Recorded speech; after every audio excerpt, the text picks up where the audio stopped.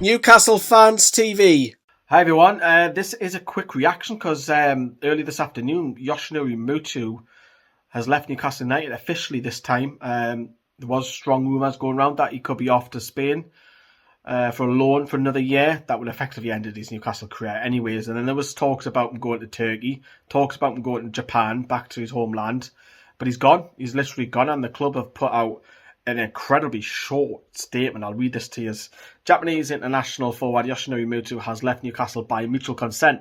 The club and player have came to an agreement on the final year of his contract, with the 29-year-old making 10 starts in all competition following his 2018 move from Mainz.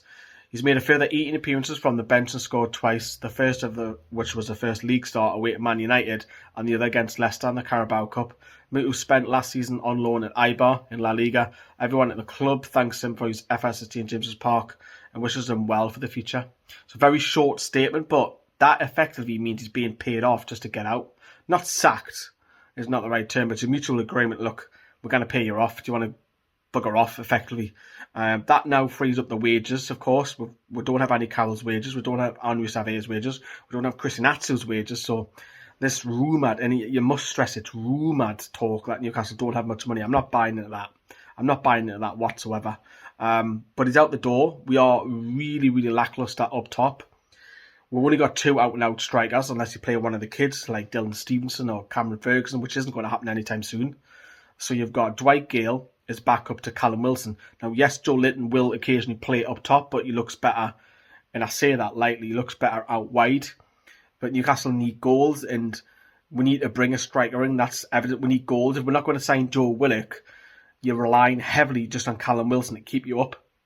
Sorry to be the bearer of bad news, but Newcastle's aim is to stay up this season, because we're not signing anybody. We need goals. If we're not signing Joe Willock, that's all on Callum Wilson. And we know Callum Wilson can be out for 2 to 3 weeks with a calf strain or a hamstring.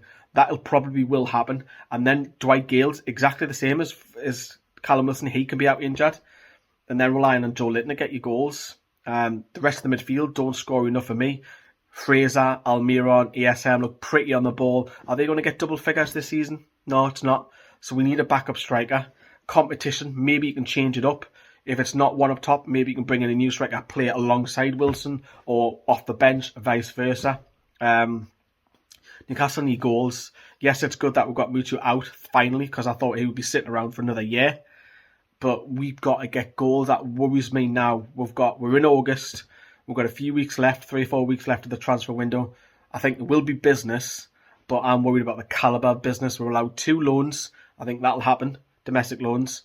I think we'll probably look at a small fee to buy later on in one of them loans, but we need players through this door. Like, we've got plenty of defenders.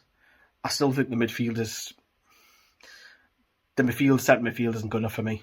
I know there's a couple of local lads in there, but for me, nah, that's an area. We need goals. Where they're going to come from? Money. But I know it's a short video. It's reacting to Muto gone. Disastrous signing by Rafa Benitez. He hasn't done too many. Lazar springs to mind. Matt Sells is another one. They're probably his 3 worst buys at the club. But having said that, were they really his buys with a 5th, 6th choice because he had less money than what Bruce has... I say Bruce. Bruce hasn't done all the signings, because a lot of the signings that Bruce has done wasn't made by him. But you get what I mean. There was more money available when Bruce is about than what Rafa was. But disastrous signing. 1 league goal away at Man United. The Carabao Cup, when we got put out in penalties against Leicester, St James's, that's his only goals. And he struggled even in La Liga. He only got 1 goal last season. So get him out of the club. I'm happy that he's gone. But like I say, my worry is bringing people in. Have you got any names?